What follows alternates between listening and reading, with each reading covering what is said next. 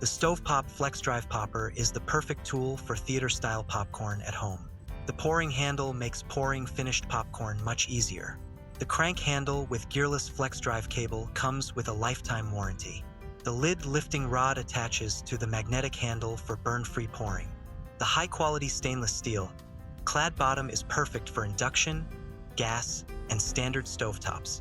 The lid latch keeps the lid secure while popping and pouring the popcorn. The steam vents help you to not have soggy popcorn. To make popcorn, first place 1 to 3 tablespoons of your choice of oil and half a cup popcorn in the cold popper.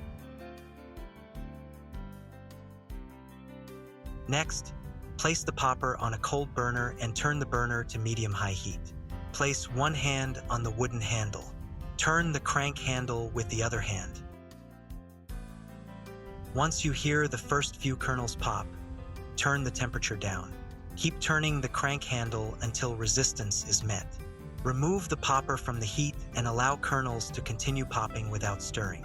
Raise the lid lifting rod so it attaches to the magnet. Finally, pour the popcorn into your bucket or bowl and enjoy.